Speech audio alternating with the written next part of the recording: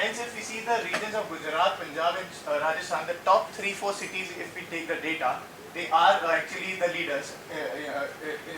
If we compare in Punjab, Rajasthan or whatever the cases. Particularly in Jharkhand, Dainik Bhaskar needs to look a bit because it's not leading over there. It has been quite some time that DB Corp is there, but it is lacking at that part. Maharashtra, as already spoken, is one of the highest growing GDP states in India. Around 15% per annum is the growth, and the growth that DB Corp is witnessing over there is around 47%. Okay, so we move to the next slide, and we see that this we have already spoken about. So okay, there's a PAT and EPS growth, basically comparison between DB Corp and Jagreen Prakashan. Over the years, what we have seen is Jagreen Prakashan and DB Corp, they are neck to neck almost. But in past 2 years, Jagreen Prakashan has been doing a bit well on this particular front, on PAT front. But earnings per share, if we see, from past 8 years continuously, DB Corp has better numbers. So yes, they are creating a better value for their investors. Okay. Now the next slide we see is the return on asset and equity chart. There has been a very close neck-to-neck again tussle over here. If we see the last 4-year data between ROA of DB Corp and Jagreen Prakashan, and still it's very near. They are almost similar. But if you see the return on equity chart, marginally Jagreen Prakashan is doing marginally well over in that front. And if we see the last slide, it's a return on capital employed, which take obviously the debts also into the account.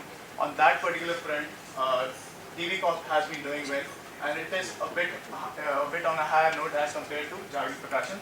So overall, if we see the competitor analysis, DB Corp has done well over the times, but since it's facing a neck-to-neck competition, and obviously because the election year is coming, they need to be on their toes to make sure that they remain upfront.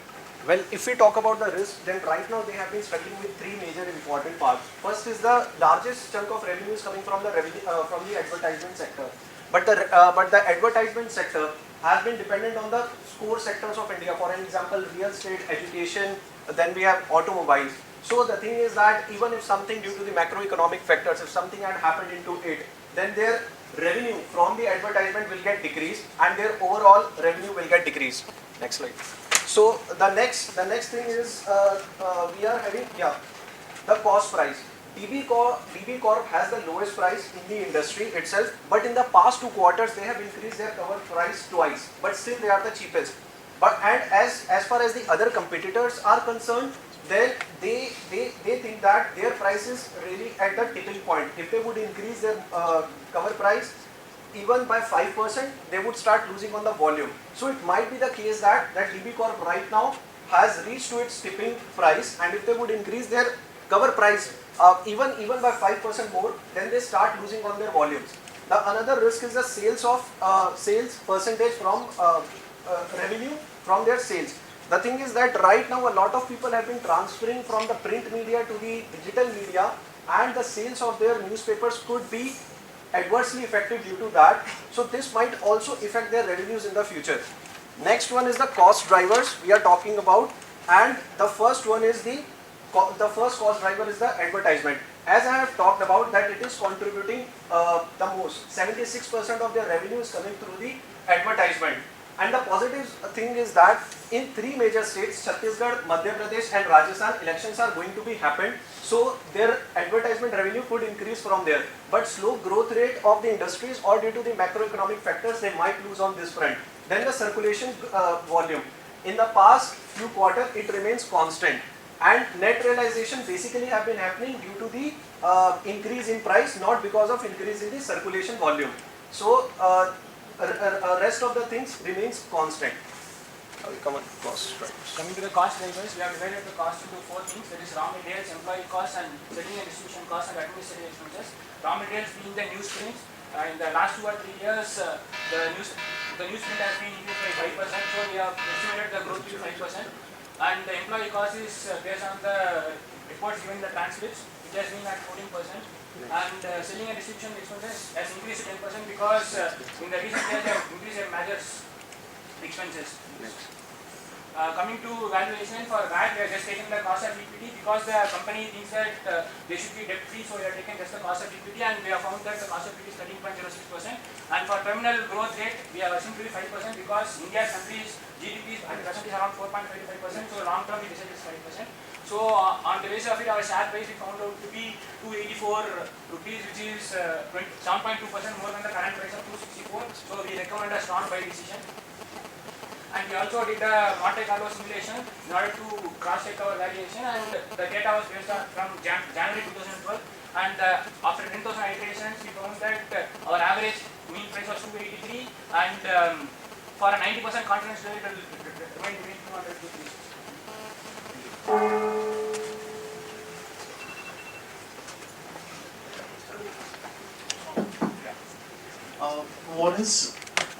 What is the period for which you forecasted? What is the revenue impact CAGRs? And are you building in any expansion of multiples over your forecast period? Sir, as far as our forecast period is concerned, we have forecasted till 2016, and we have projected the P by E ratio and EPS in one of our slides as well. But sir, mainly we have focused on this strategy that on what basis the DB Corp has been doing well till now, and as per that the valuation we have done till 2016. Because sir, as far as this industry is concerned, there is not much visibility into it, so we cannot go surpass that. Even during our call as well, when we asked the question even regarding the next few quarters, then they said that there are a lot of factors on which we might lose in Q2, and in fact from their calls, from their results, we got to know that they lost due to the fluctuation in the currency 20 million INR they lost. So because of such kind of volatility, we are able to predict only till 2060. That also on a conservative note. DCF is a very long-term valuation metric, so why do you focus on quarterly issues?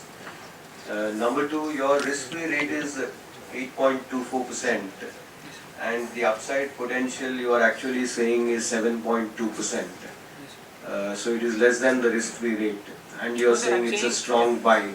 They are saying that Why, if I can invest in a bond and just get 8.24%, why should I buy DB to get a 7.2% upside? so we are saying that the share price will rise by 7.2% in a short term.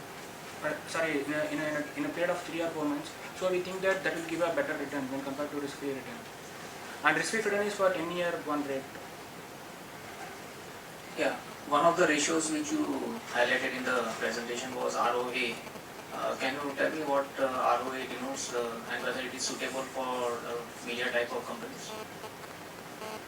Sir, basically from 2009 to 2011, DB Corp had invested a lot in their capex, and for the next couple of years, if we take out the Patna plant, their Patna addition out of the scope, then their capex would remain around 20 crore per year, which is the maintenance capex.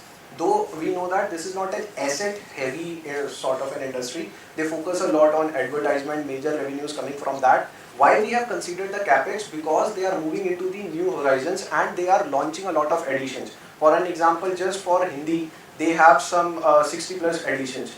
So they have 36 additions, and overall they have more than 65 additions. So his question is ROA the right metric for this industry? Yes or no? Sir, for the industry, no, because it's not an asset heavy industry. Fine, then let's not discuss that further. What is your view on governance quality of the group and management quality?